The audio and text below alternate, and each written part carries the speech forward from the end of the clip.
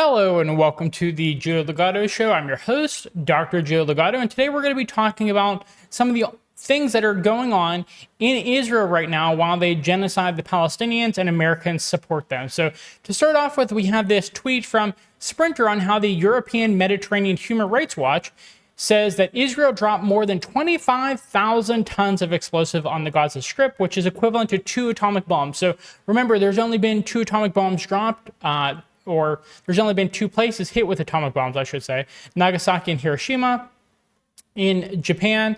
And so this is worse than what America did during World War II with the heinous act of using atomic weapons. And so we can see here, though, that not only is it a heinous act, but America can't afford to continue to supply Israel the way it's been. So we see from SL Canthon, which is at Canthon 2030, and he is a intellectual who I highly recommend you go follow. I talk about a lot of his work, but he says here, there's a shocking depletion of ammunition in the U.S. due to the Ukraine war, which I'm sure we both expect that this is going to get far worse given the current Israeli crisis. It will take many years to replenish the inventory from 155 millimeter shells to HIMARS and javelins and stingers.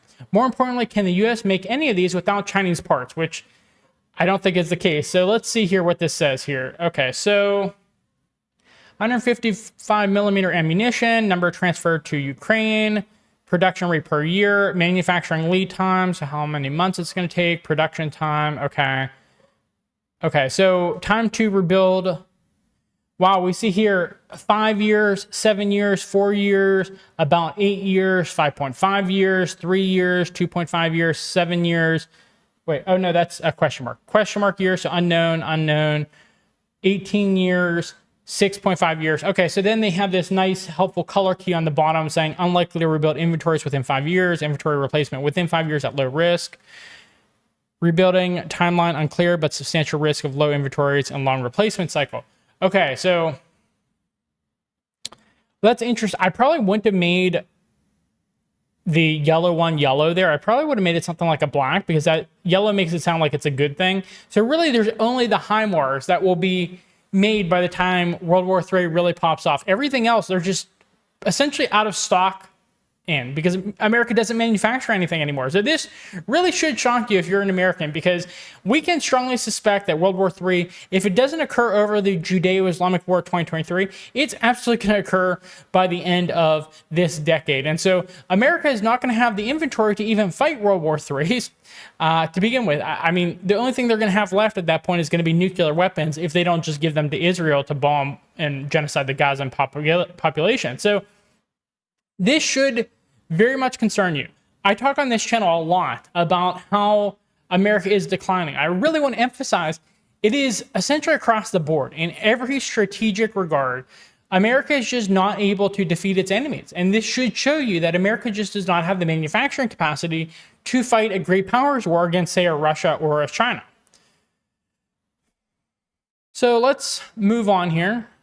Just very important to remember, because if you're an American, you're getting involved in this whether you like it or not. Your vote does not matter. They're going to do things whether they want you or whether you vote for it or not. They're going to do things that put you at risk. And we see that here with this post by The Cradle, another very, very good organization I would expect you to follow, and you can read some of their articles. But we see here that the U.S. Special Forces are assisting Israel in Gaza conflict.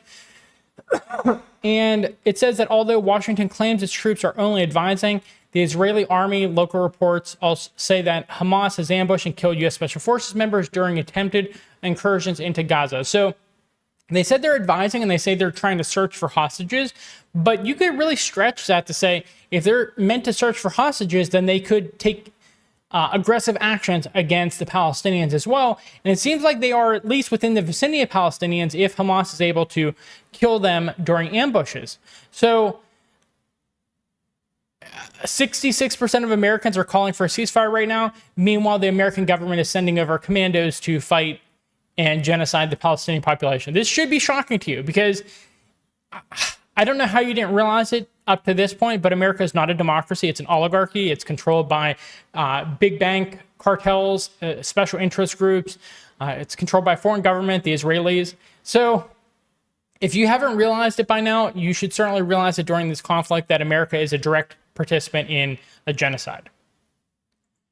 So let's see. We're talking about genocide here. We're talking about Israel committing genocide, America not only supporting them in terms of funding and equipment, but also manpower as well.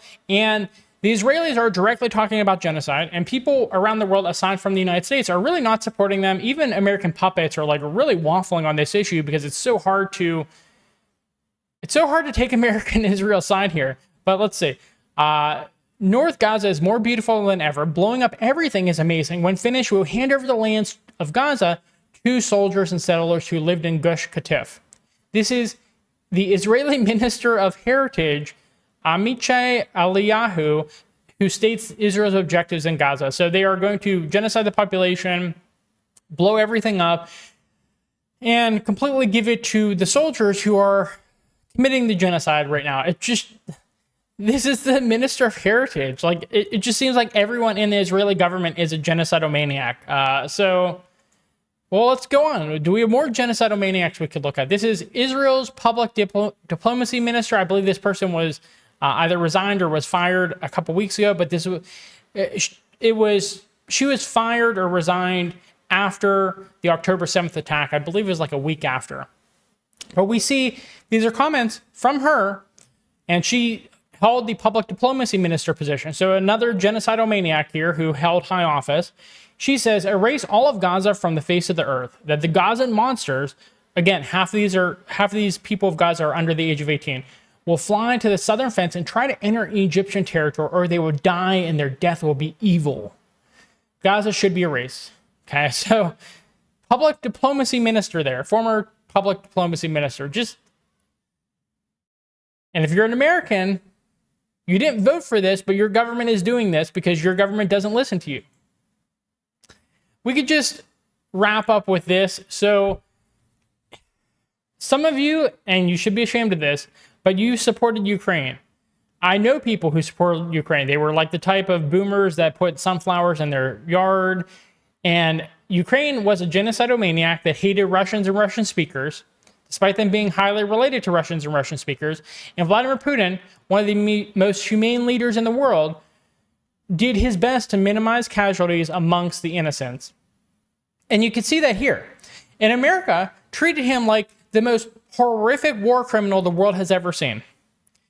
But we could see that in 563 days, Russia has had fewer civilian casualties than Palestine has had in 25 days. So that tells you two things. One, Vladimir Putin is an extremely humane leader who was extremely considerate of Ukrainian civilian lives and saw them as kin, brothers and sisters of the Russian people. And then this should also tell you that given how horrendous the Palestinian casualties are right now, that Israel has genocidal intent towards the Palestinian people. And the fact that America is supporting Ukraine and calling Russia all these bad names while they're supporting Israel as they very obviously genocide the Palestinian population. These numbers do not lie. It should tell you that America is not the good guys. They are on the wrong side of both these wars, hands down, unequivocally. Okay, so it's just so sad how many people had to die for the banking cartel's agenda here. I know I'm supposed to give like this unemotional, just analytical conveyance of information to you, but it's like, wow, this is horrific numbers. Hearing the people in charge of Israel talk about children of Gaza the way that they're talking about it, it really does affect you. Anyways, that's what I'll leave you at. The best we can do here with our content creation, with our advocacy, our activism is just expose the horrendous practices of America and Israel to the light. And hopefully wake up some of these Christian Zionists that I talk about all the time who are supporting a regime that has nothing to do with their biblical prophecies. It's a complete misinterpretation. It's completely propaganda from Zionism. But anyways, that's what I'll leave you with. If you found this video to be informative, I don't say at this point, if you like this video, provide a thumbs up, because some of the things we're talking about are just so horrendous. I don't know how anyone can enjoy what we're talking about, but if you found it to be informative, helpful, please give us a thumbs up. It does help us in the algorithm. Please subscribe to our channel on YouTube and Rumble for more content. We are moving more and more towards Rumble. We are obviously getting suppressed in the algorithm on YouTube. If you have a comment, please leave it in the comment box. I love engaging with people. I love reading what you have to say. Thank you for watching, and I hope you have a good rest of your day. Bye.